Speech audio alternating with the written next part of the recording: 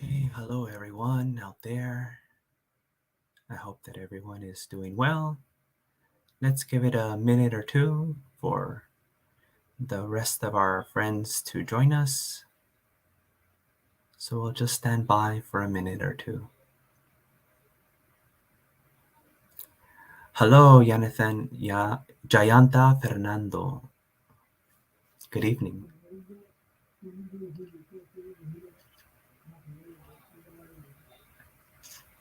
So we're just standing by for another minute or two. I see people joining us.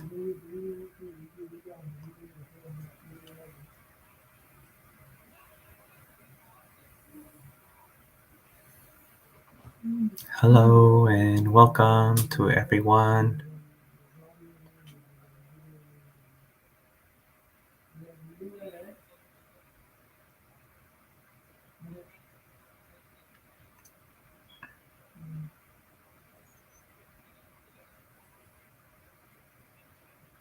Hello, John.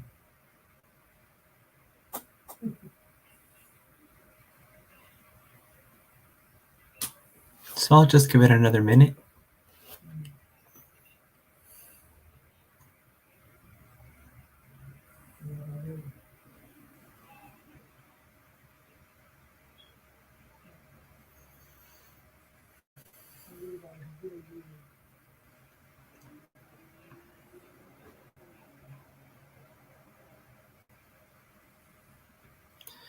So we're just standing by, giving some time.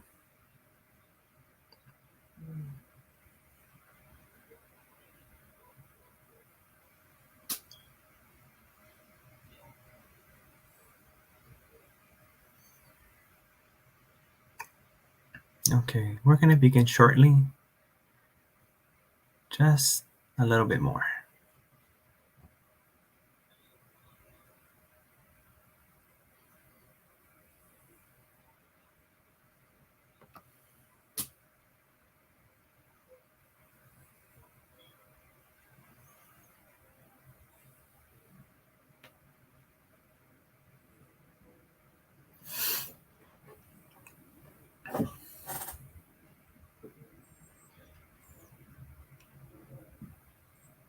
Okay, let's get started. So before we start our meditation, I wanted to give you some context or tell you a story about the meditation that we're going to be practicing today, or where it comes from. So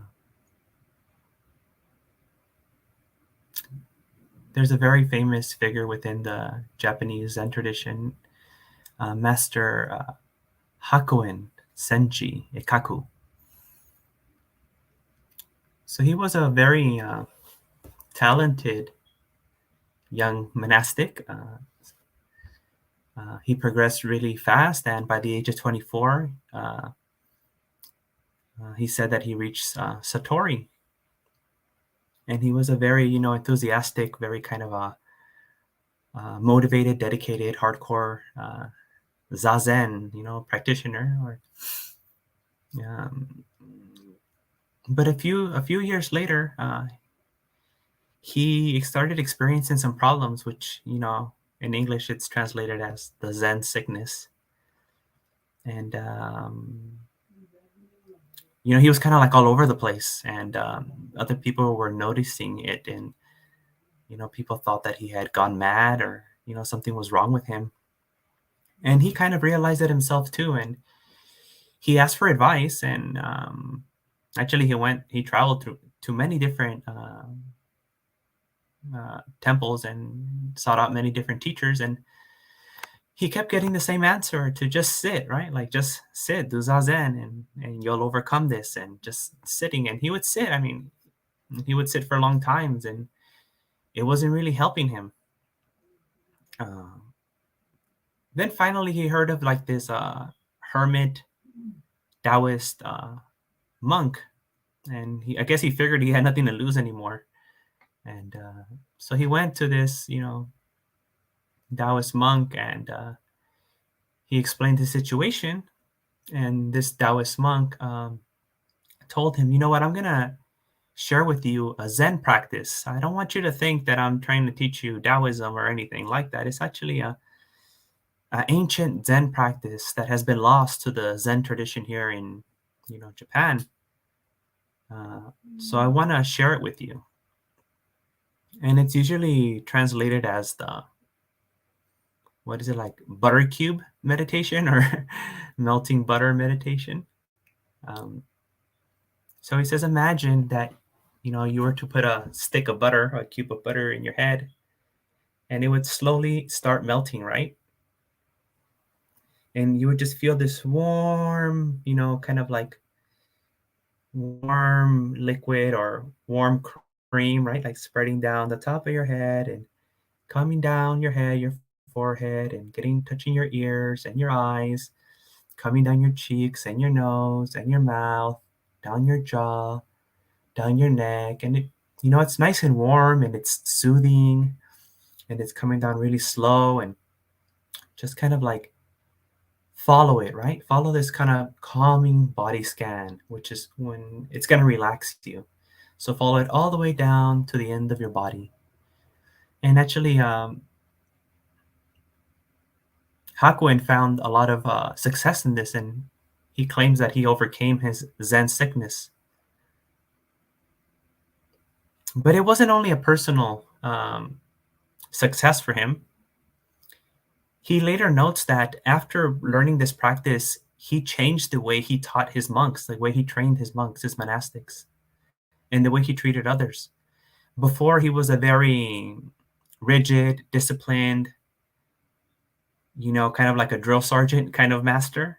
Um, he said after he practiced this meditation, then he became um, more compassionate and kind towards the students, and that he saw them more like his children, you know, and that really changed. He says that was probably like one of the biggest lessons that he got from this meditation. So I would like for all of us to kind of give that a try today, okay? So, maybe if butter seems a little too weird for you, you can think of like an ointment, right? Or some nice, beautiful, pleasant balm, on the top of your head, whatever you like. And just kind of imagine this nice and warm uh, thing, just sensation, just, coming down from the top of your head and covering your forehead and around your head and coming down your ears and face, and really focus on the relaxing feeling, that calm, warm feeling, that tranquil feeling, right? And just try to visualize it too, right? Like this nice warm liquid coming down, relaxing your whole body, soothing your body, coming down your neck and your shoulders, kind of like a body scan, but more of a actively relaxing while you're doing it. Okay? So I don't think I really need to explain much. So just try to do this kind of, calming, relaxing body scan and use whatever imagery you like to use. I'm going to try to use the butter. I don't feel that it's too weird, but you can use whatever you like. And then in about 20 minutes, we'll come out of this meditation. Okay. So let's go ahead and give that a try.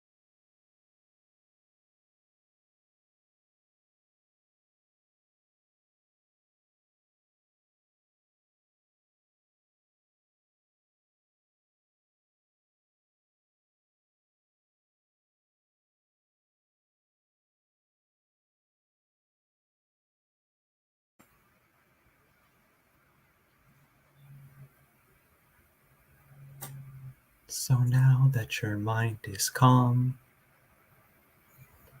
body is relaxed, you can bless yourself with your calm mind.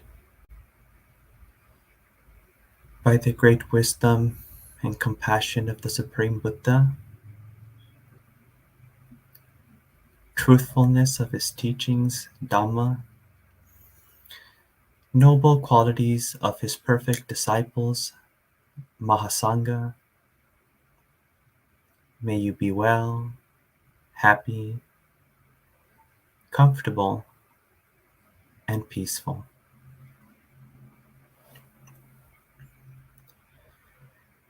Sabitiyo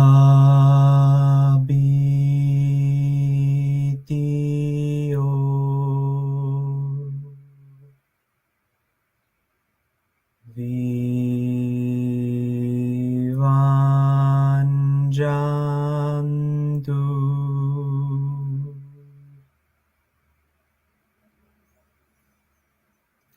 Sabberogo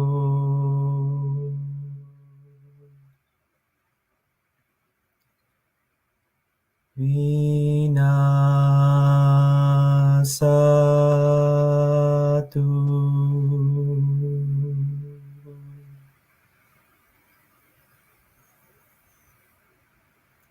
Mate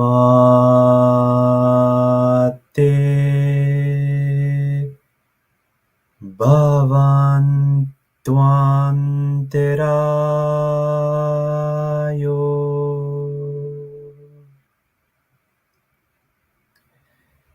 Sukitiga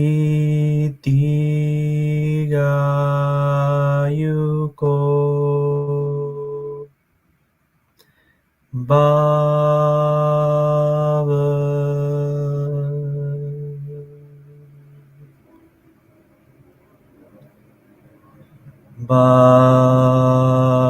Bhavetu Sabbe Mangalan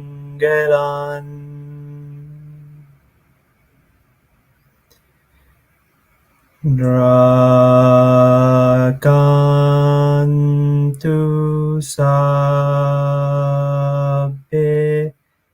Devata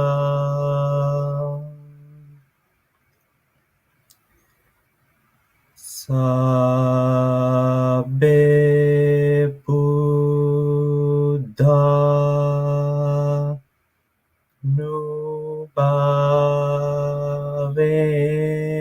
Nubhavena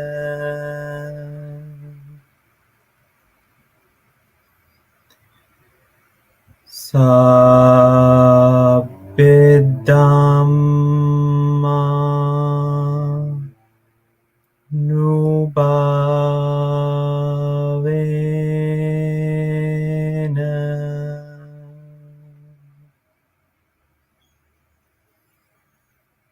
Sabbe Sangha Nubhavena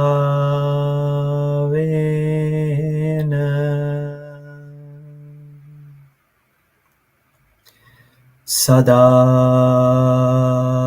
Soti Bhavantuti.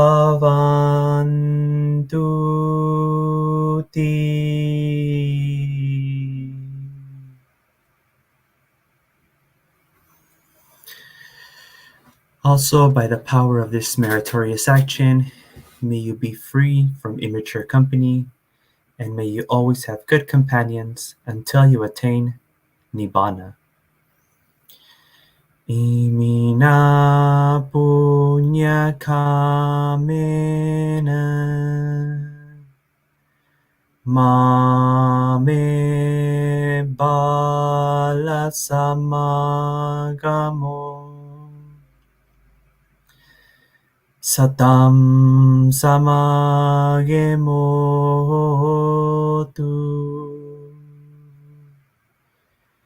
Yaveni Banapatiya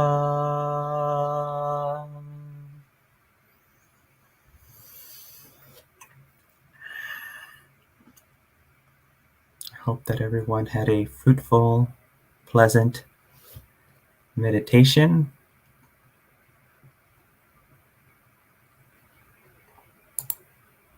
Perhaps it even helped you with whatever sickness you may have, whatever distress you might be facing at this time. So before I give my Dhamma talk today, salutation to the Buddha. Namo tase bhagavato arahato samma sambuddhase.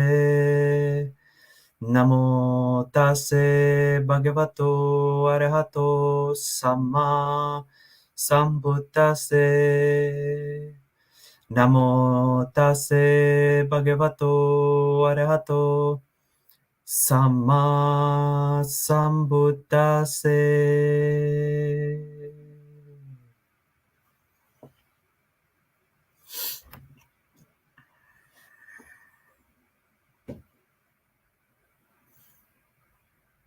So today,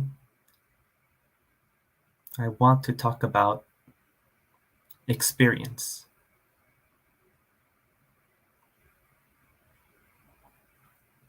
What do I mean by experience? Dhamma. Not in the sense of the teaching,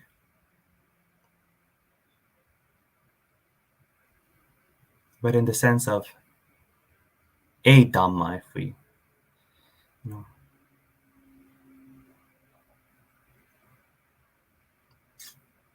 What do we know? What is knowing?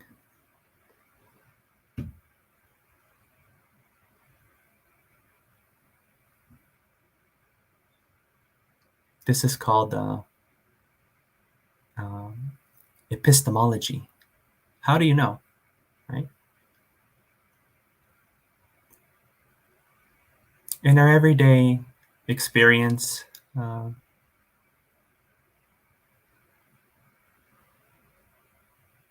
our perceptions, how the world is viewed or constructed, especially for us modern people, comes with some preconceptions or some inferences, some assumptions built into it, specific ones.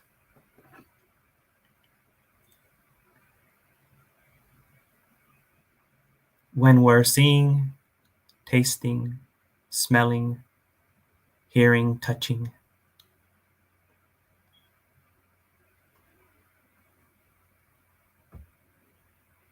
these senses, for the most part, the everyday Joe, Putanjana, takes for granted this idea of an external world,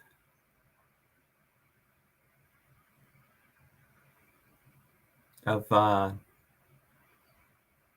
objective world or objective perspective.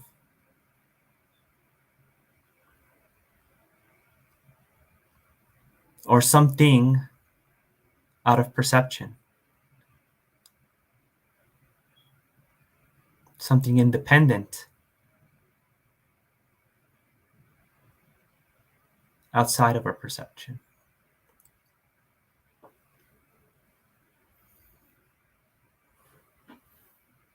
How do we come to this conclusion?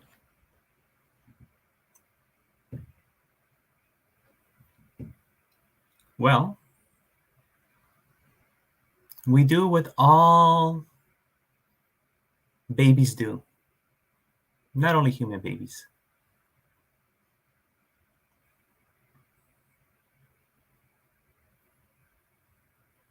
We smell, touch, taste, listen. And by putting all these things together, we make an inference, based on all this sense data, and sometimes with the, how can I say it, seeking validation from someone else, we come to the conclusion that there's something out there, outside of experience, something objective.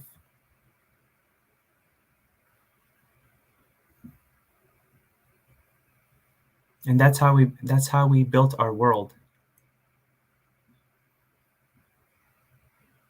We know that our senses can be fooled very easily. We're all familiar with many sorts of optical illusions or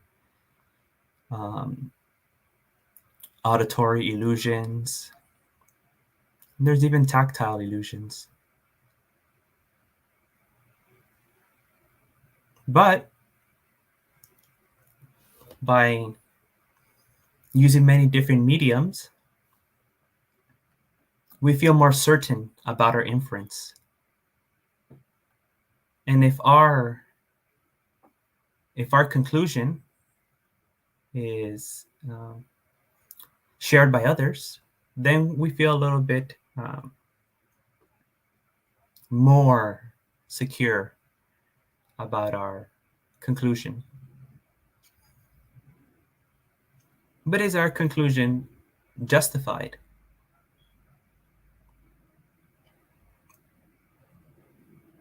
There's a sutta where the Buddha explains that there's two ways in which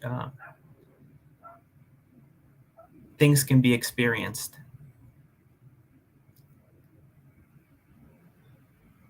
The everyday Joe,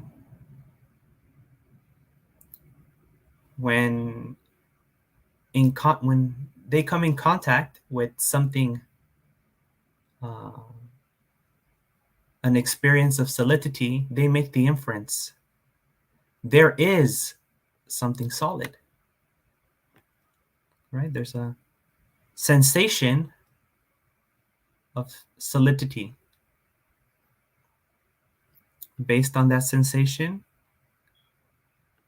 the Putanjana makes an inference, comes to a conclusion. Though there is something solid outside of the sensation. Is means existing. But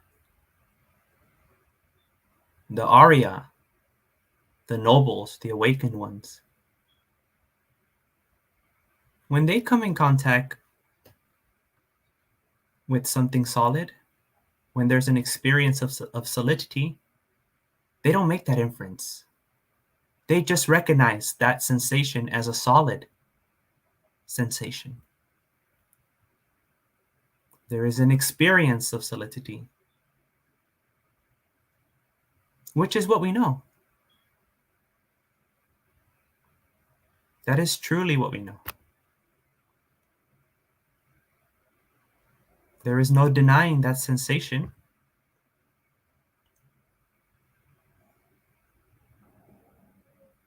But we cannot be sure that there is something outside of that experience or that sensation.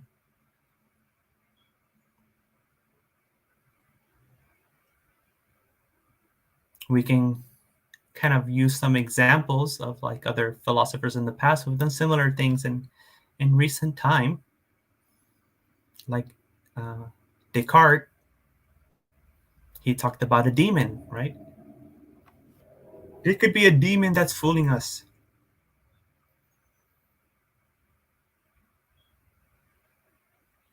A more kind of modern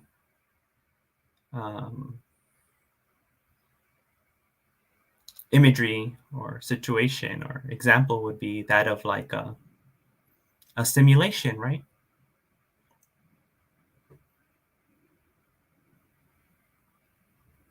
where things can be experienced without there actually being anything as we would normally call it there. But we don't have to go to these drastic examples.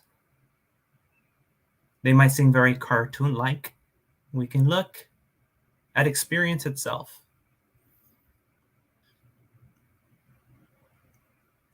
And we've all been in a similar situation, like the Descartes' demon, or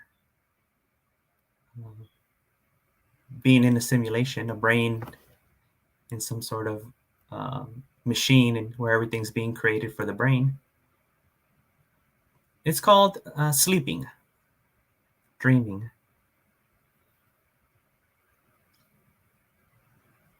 In the dreams, we think that what's happening in the dream is actually happening, and we feel, we taste, we smell, we touch, we think.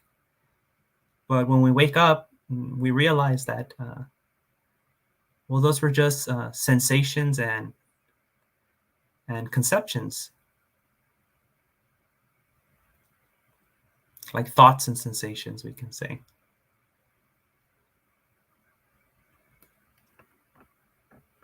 Well, that's exactly the same kind of thing that's happening when we're awake.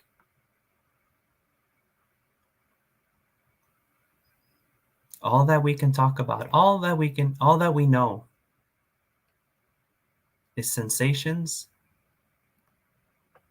and conceptions. All that we know is experience.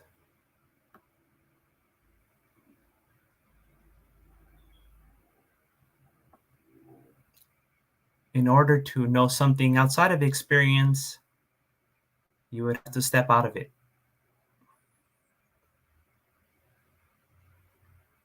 But even that, when you would perceive out of your normal 5 or 6 senses, that would also be an experience.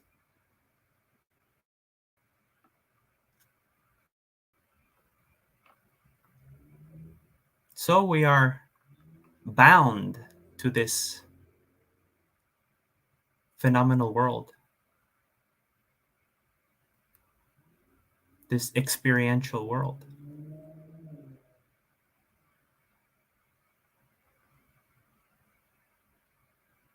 If we can apply this to our everyday life, we can find some relief and freedom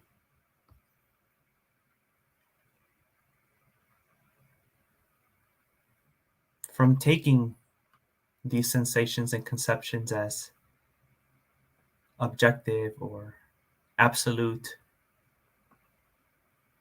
or so personal.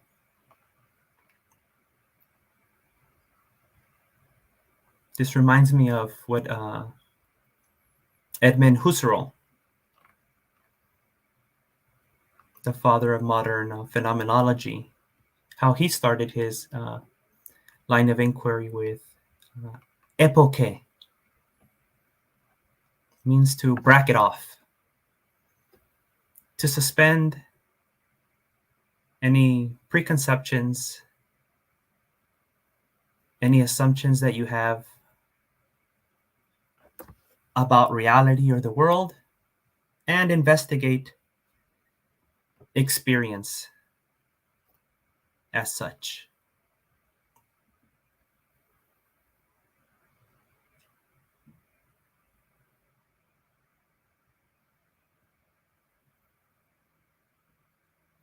And we see this, in many places, how the Buddha breaks down experience for us. It is actually, built into the understanding of both dependent origination, paticca samuppada, and panchakanda, the 5 aggregates. In both of these maps of reality, of the world or the universe, we see this phenomenological, experiential um, perspective.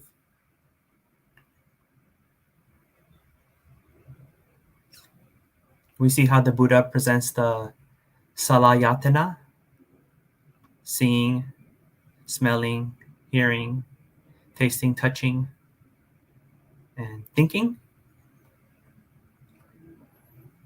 How that leads to phassa,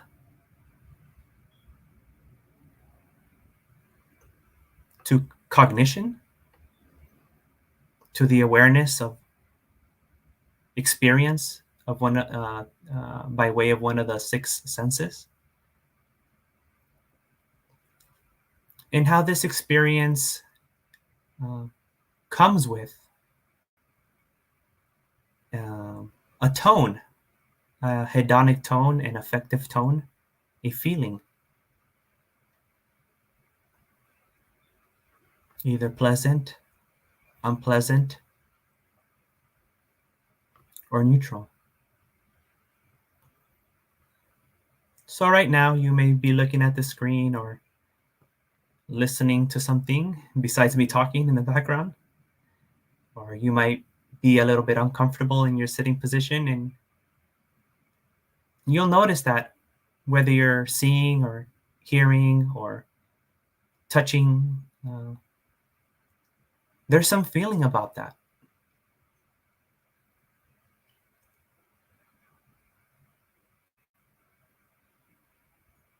There's a feeling that is kind of entwined with our awareness of an experience.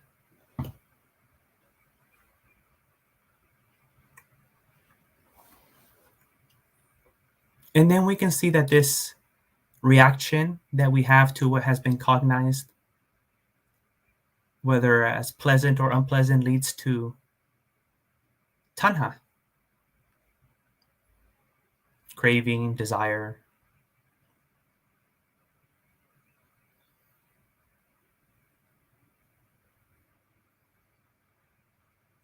And how that craving, desire, that tanha leads to clinging or attachment. Upa adana, taking it in, personalizing that experience.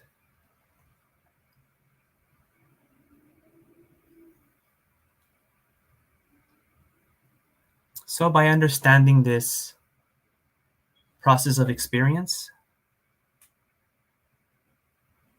what experience, what our feelings, what our craving, what our clinging is based on, we can begin to understand it. And through understanding, we can find freedom from it.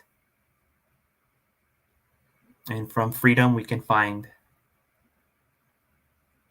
happiness, the highest happiness.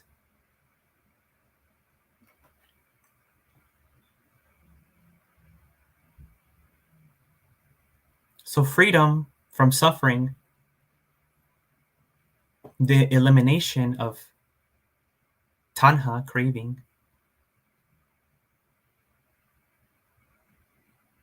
the realization of the highest happiness,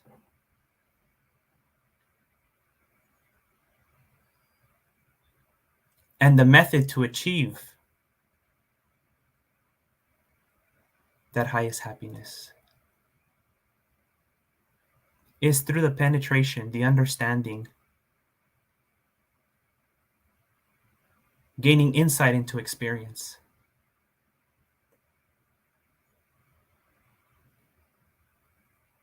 How experience arises and how it ceases.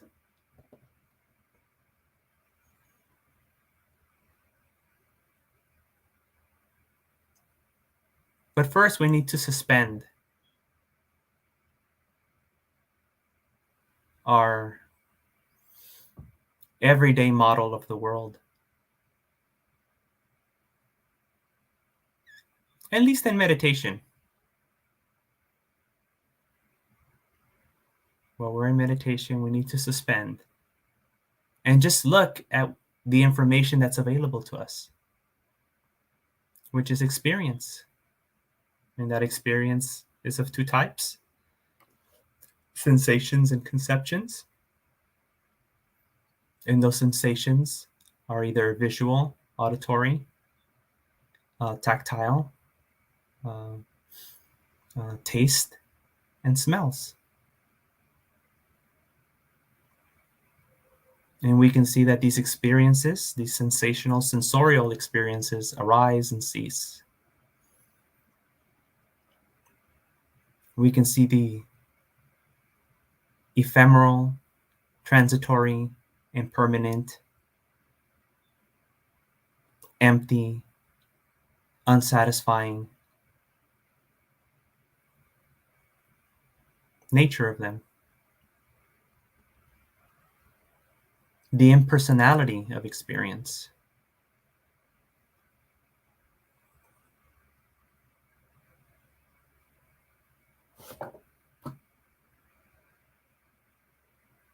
Well, I always like to leave some room for talking. um, I didn't want to go step by step by every sense, and explain what contact is, pasa, and I took for granted that most of you already know what that is and what paticca samuppada is, and what the five aggregates are. If you don't know what those things are, I beg your pardon. At some other time, maybe I can give a talk just on each one of these things in particular. But this was more of an invitation to suspend our everyday worldview, an invitation to question what we take for granted and what we think we know, and suspend judgment about the nature of things, and find out for yourself. Look at experience directly, and gain insight how it appears. Okay, I'd like to take some questions. If there's any questions or any comments, or maybe you do want me to kind of explain some things or clarify some things, I will try to do in brief at this time. I see a lot of people saying sadhu, Bhante, Chandima. Hopefully I can make my way up to Northern California soon. I haven't seen you for some time.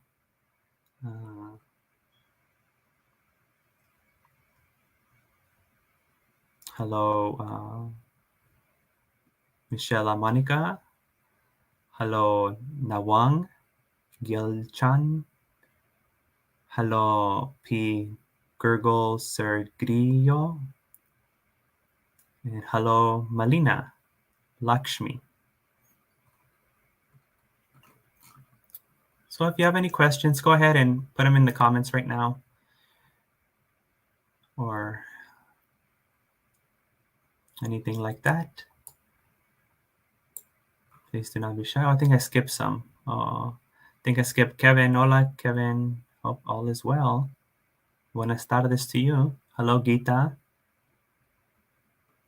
And Facebook user, thank you.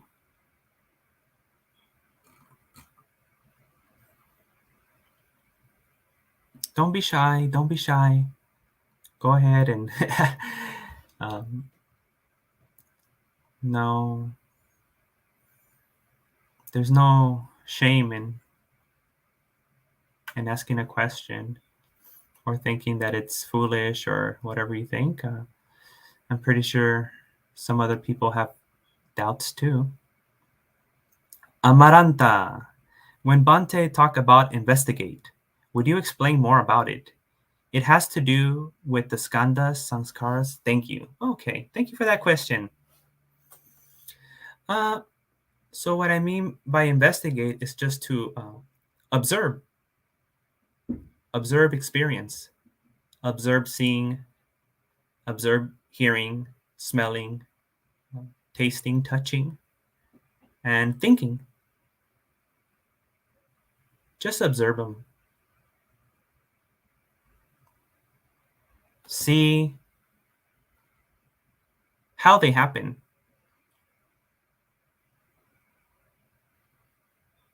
Don't take for granted someone seeing and something that is being seen, but look at the seeing instead. Just look at it.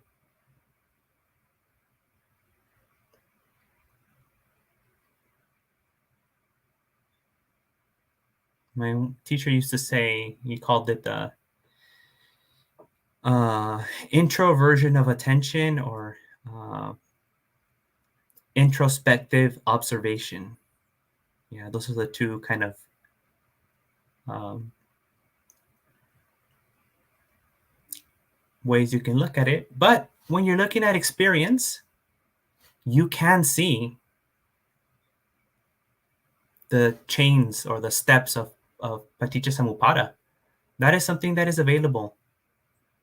Uh, in one of my first solo retreats, I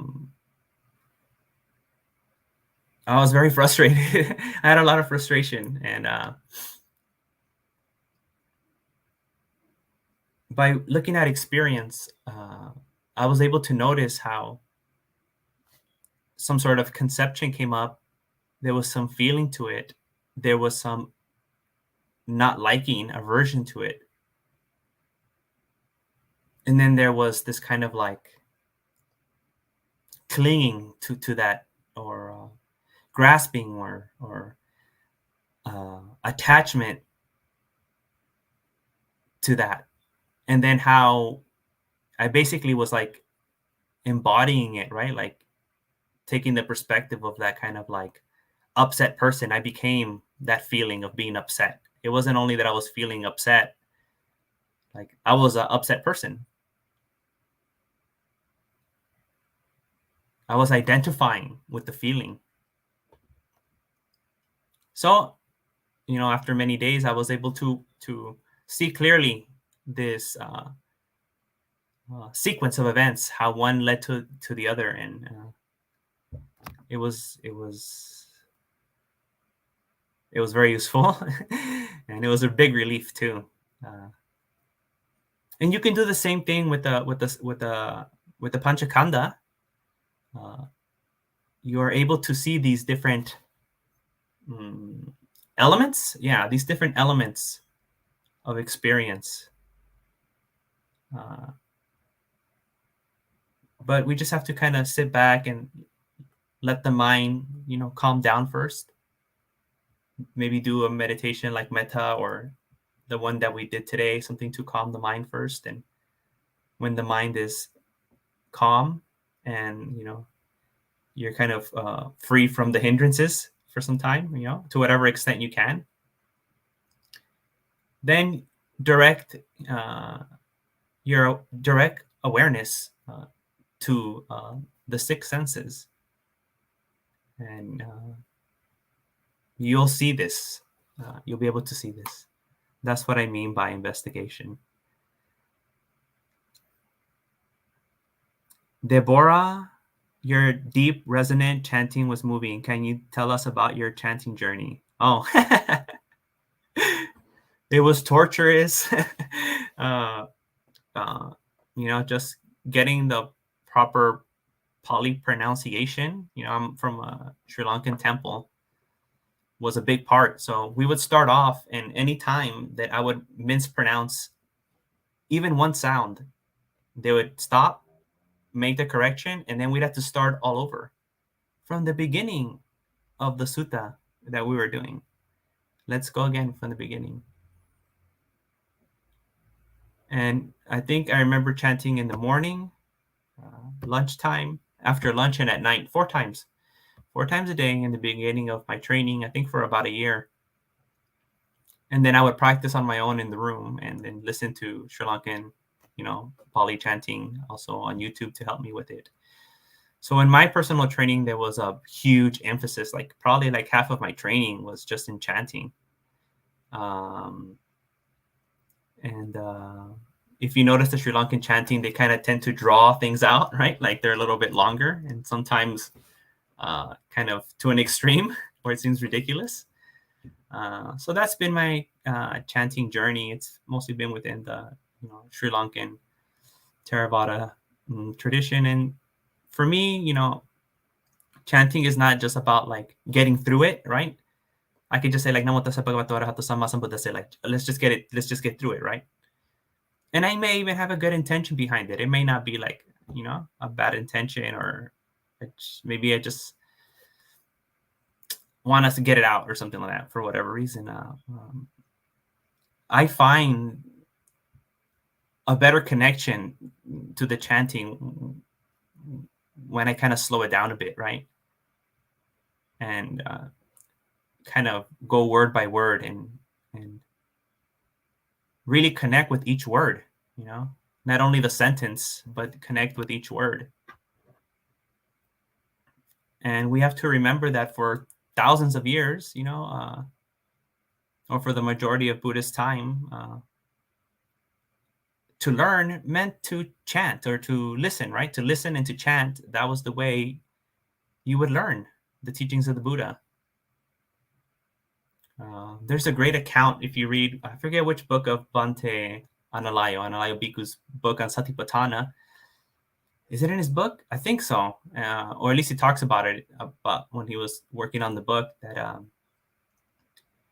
he wanted to get a deeper understanding of it. So when he was in Sri Lanka, he went to a monk that was renowned for his ability to chant the Satipatthana Sutta.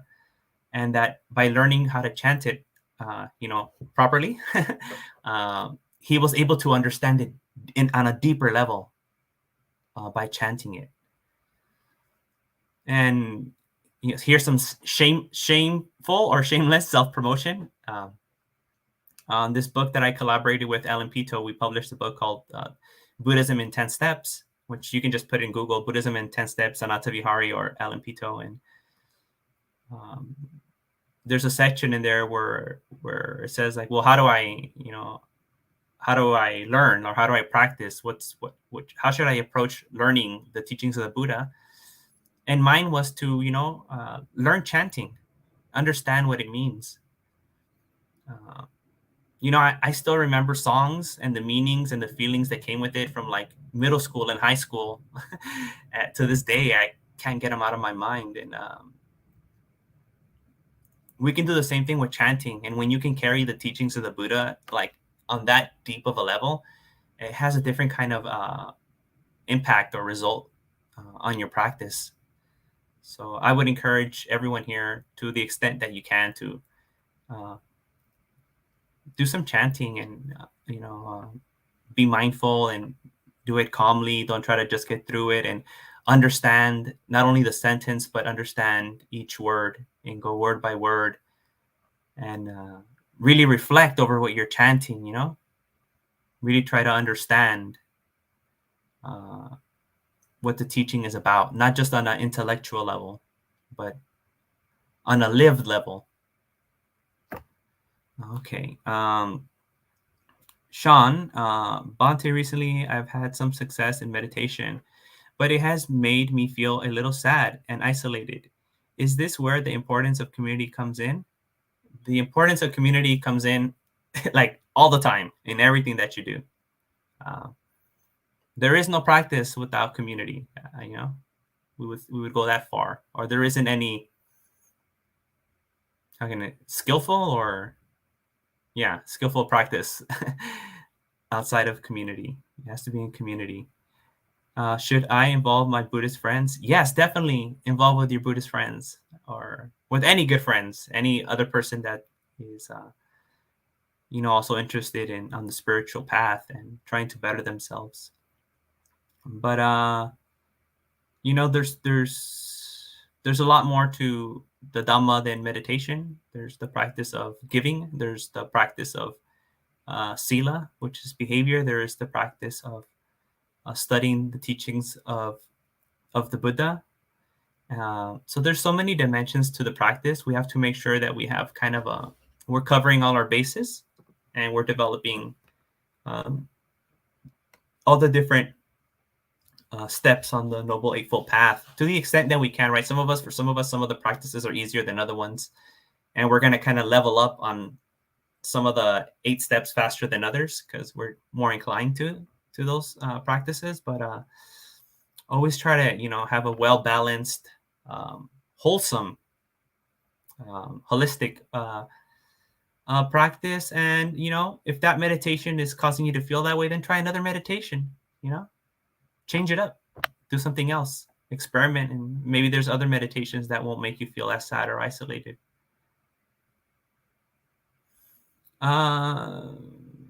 Deborah, it makes me think of the resonance of a cat's purring. Oh, okay. Okay. Yeah, no worries, Amaranta. Oh, yes. Bhante Suchito. Dino Bird. Have I skipped anyone? No. Okay. Dino Bird. Hi, Bhante. I just tuned in. I'm not sure if this is off topic, referring to Majima 128.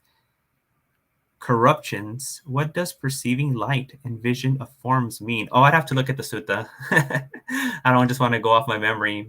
Our memories are distorted. So I'd have to kind of look at that.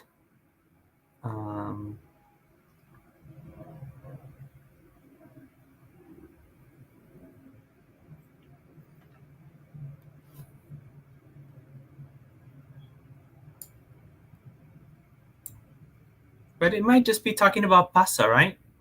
Maybe if it's just talking about pasa, then you just need to understand like there's an intact sense organ.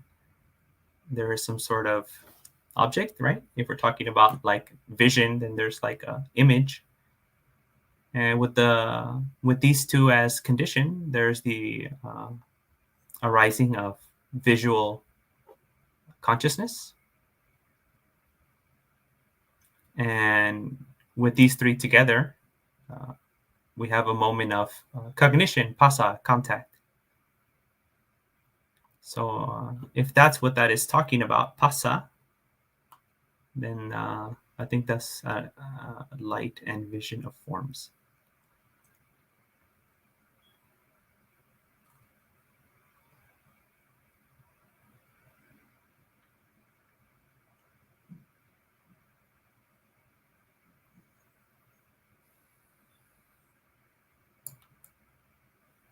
Any other questions?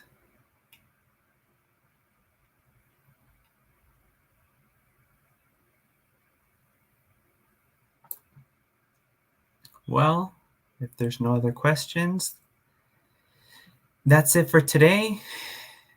Friends in Dhamma, thank you.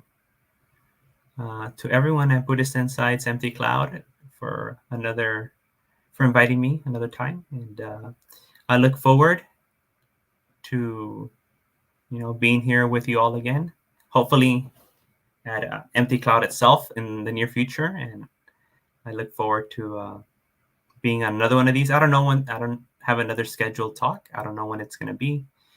But I wish everyone here all the best. May you be well. May you be happy. May you be peaceful. May you be free from difficulties, free from bad health, free from all negativity or whatever you don't like. And, may you be surrounded by good friends. That's very important. So until next time, Suki Hotu to all of you. Bye-bye.